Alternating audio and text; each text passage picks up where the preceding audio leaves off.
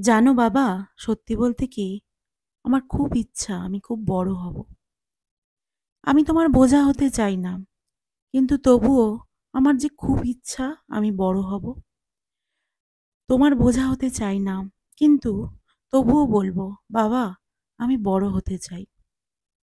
লোকলজ্জা, লোকের খোঁটা, বাইরের কথা সমস্ত কিছু কানে নিয়ে আমাকে তুমি দূরে করে দিও না। যেহেতু আমি তো তোমার মেয়ে, তুমি আমার বাবা। তাই বলছি, মোটা বলে আমি অবহেলার পাত্রী ঠিকই। তবে বাবা, আমার খুব ইচ্ছা আমি বড় হব। জানো বাবা, যখন রাস্তায় সবাই খারাপ বলতো, মোটা বলতো, বাজে কথা বলতো, তখন কিন্তু আমার খুব কষ্ট হতো। তুমি সামলেছো, মা সামলেছে। কিন্তু আজ কেন জানি না, 12 থেকে 15 বছর পেরোনোর পর তোমরা হঠাৎ করে আমাকে পর করে দিলে। আমার কখনোই মনে হতো না যে আমি তোমার বাড়ির মেয়ে, তোমাদের জন্ম দেওয়া মেয়ে। কেন জানি না আমার এই দুঃখটা রয়েই গেল। আজ ভিডিওর মাধ্যমে বলতে বাধ্য হলাম। তবে হ্যাঁ, আমি জানি আমি থাকলে তোমার অনেক অনেক চিন্তা। তবে আমি তোমার চিন্তার কারণ হতে চাই না বাবা। তবে হ্যাঁ, আমি বোঝাও হতে চাই না। কিন্তু আমি একটু বড় হতে চাই। অনেক ছোট তখন থেকেই শুনে আসছি আমার বিয়ে, বিয়ে, বিয়ে। বলো তো বাবা, আমি কি এতই ফেলনা? এতই খারাপ? এতই পরিশ্রম করা না করার মাঝে তোমাকে এতই, এতই খারাপ দেখায় আমার? বলো তো বাবা, আমি কি অন্যায় করেছি? হ্যাঁ, আমি মোটা।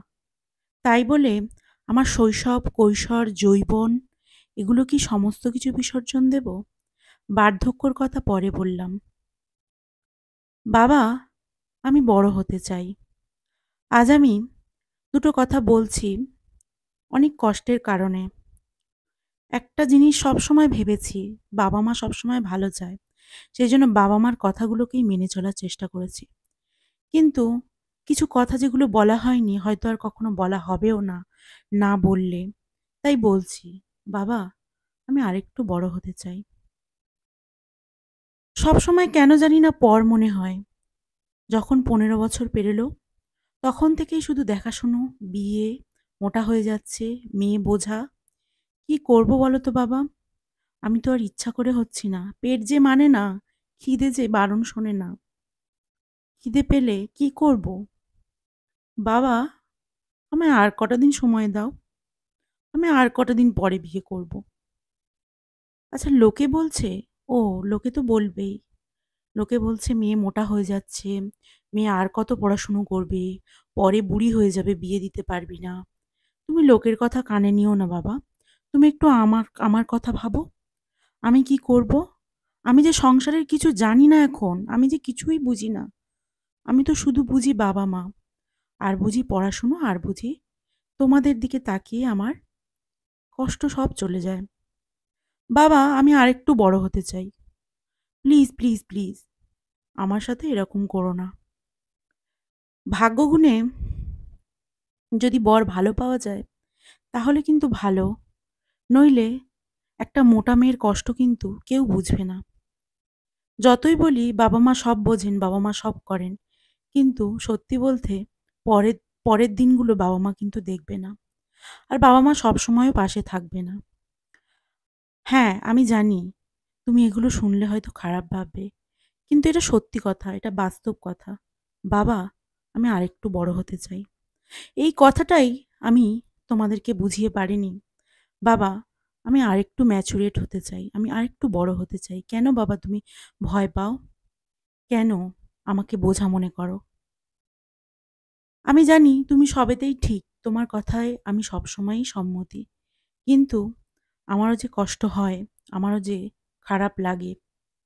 তবে ভগবান আমাকে কিন্তু খারাপ করেননি। কখনোই খারাপ ভাবনাটা ভাবতে দেননি। আমি সবসময় নিজেকে সব জায়গায় মানিয়ে নেওয়ার চেষ্টা করেছি। সেরকমই খারাপ দেখেও আমি খারাপটাকে বড় না করে ভালোটাকেই প্রাধান্য দিয়েছি। আমার জীবনের অনেক ঘটনাই আমি তোমাদের সাথে শেয়ার করি।